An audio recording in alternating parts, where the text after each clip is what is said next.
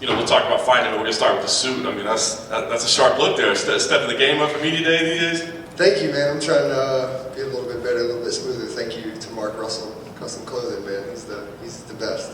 That's awesome. That's awesome, man. Well, let's talk about how you feel at this point. I mean, are you feeling good about the fight happening on Saturday? Are you a little bit worried that another opponent change or something crazy could happen on the way? I'm just happy to be fighting at this point. Ready to get the rest of the job done, cut the weight, make the weight, rehydrate, and just fight and go home. That's kind of my thing. I'm just ready to do it. What if they came to you tomorrow and they're like, hey, we get some bad news. Chris is out, but we've got another guy. We got another opponent. The next opponent would be in. At this time for me, I'm pretty, simple. When it gets to this point, I've invested so much money into the camp, into myself, into being away from my family, whatever the case may be. I have to fight. There's no, I can take a little break. Financially, I have to fight. At this point in my life, that's where it is. And I still feel I'm the best in the world, so I should be able to beat anybody. So that's why I'm here to fight, and that doesn't change. Yeah, definitely a solid attitude. Is it challenging to keep that attitude, you know what I mean? Is it difficult to like, oh, now we got to prepare for another guy, prepare for another style, whatever the case may be? Sometimes it is, but then at the end of the day, I just try to remind myself, especially if I have my kids around, that it's like, it's for them at the end of the day. It's for my children. They got to eat. My wife's got to eat, so I got to eat. So this is what I do. I fight. I'm not bad at it, so... And as I said, I feel I'm the best, so I should be able to beat anybody in the world, especially when I have a camp. No matter who I'm training for, I'm in shape, I'm ready to go. Everything's sharp, so I should be able to make the adjustments if I have to and get the W. Chris is a guy that's obviously been around for a long time, so when they came to you with the name, were you familiar with his body and work, with his style, all that? Yeah, of course. He fought my teammate last, fought other teammates before, friends of mine before, so definitely I knew who he was. And excited for it. Yeah, he's super experienced, right? But I mean, is there anything that he does in particular that you look at and say, man, this is a trouble spot. We got to stay away here. We got to be aware. Not really. I feel like I do everything better than him. Obviously, there's like everyone else, you have to be cautious. Everyone has a puncher's chance, and I feel pretty tough with any punch that I see coming. But still, you never know. So obviously, the goal is just to make him miss and make him pay for that and go from there. Win here, you'd have a nice winning streak. Of course, the person you had a setback to is at the top of the division right now. So, I mean, you pick up a win here. Do you feel like it's time for you to start getting some recognition that maybe you aren't? I mean, do you feel like maybe you're not getting the respect you deserve at this point? I mean, I feel like it's kind of been like that kind of like my whole career. I've had some stumbles when I was younger and right in front of the bosses. So I've had to earn my way back. But looking back now, I wouldn't change it.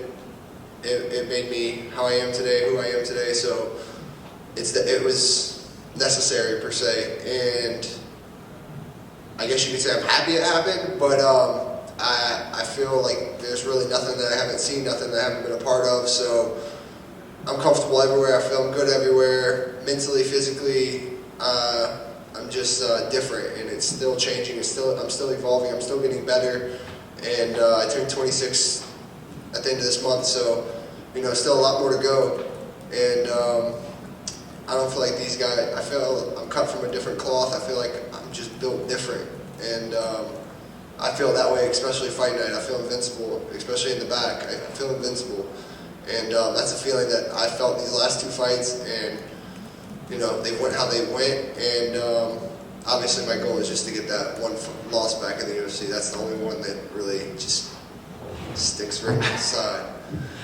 Do you keep chasing that one? I mean, do you just have to like hope it happens, or do you keep calling the guy out and hoping that he'll take it again? Well, I think we all know here he's not going to take it again. Which, if I'm being a businessman, okay, it doesn't make sense right now. Eventually, the fight will make sense, and I don't know, man. He's a big talker, but to me, it's a facade, and I don't like him. I don't like him as a person. I don't care for him. And I think that's what makes it real rough. And then it's just the fact that like I don't care what most people say, but some people are like, man, when you hear it over and over, it's like you got your ass beat. I don't know what fight you watched, but I won that first round. Like, okay, judges may give it to him off of a takedown, But if you go back and really watch the fight, he didn't hit me. Like, there was one when he busted my lip when I stepped in on a jab at the last 20 seconds. Other than that, I parried his right hand the whole time, and it just gave me a brush burn. He was the one bleeding. He couldn't really walk.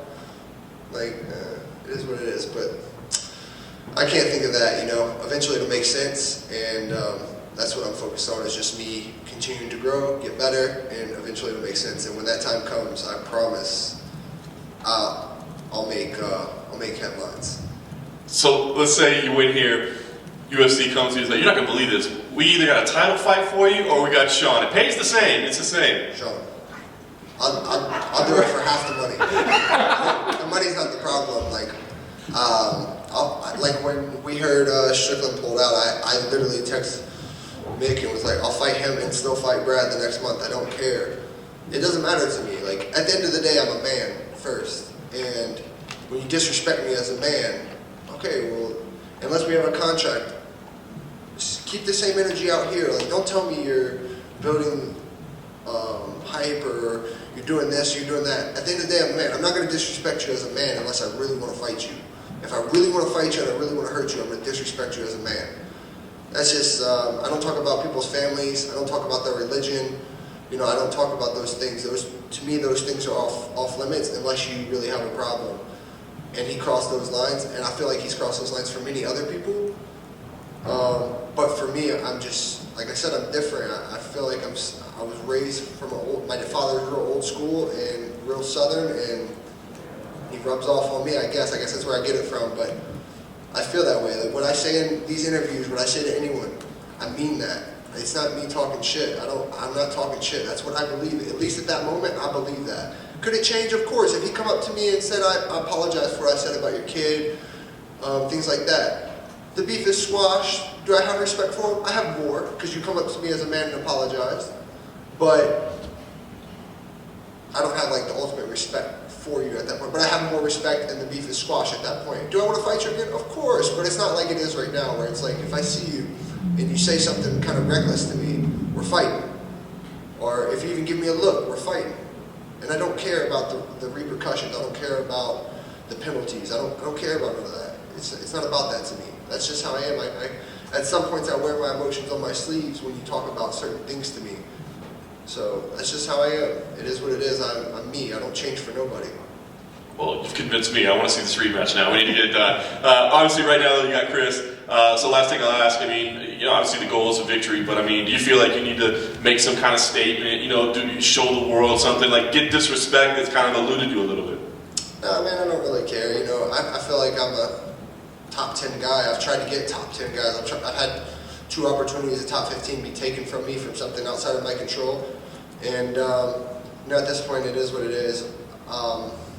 You know, I'm not going out here to prove something. I'm going out here to win. I'm going out here to get 2 checks and finish you. I'm coming to finish every time. And as long as I get this win like I plan to, you know, I hope to see Darren until next year. That's the one I'd really like.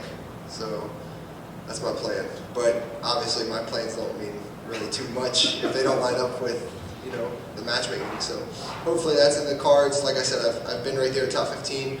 I've beat really good guys. I've beat the toughest guys that I could get my hands on. And I don't see why not, you know, to me, but it's not up to me.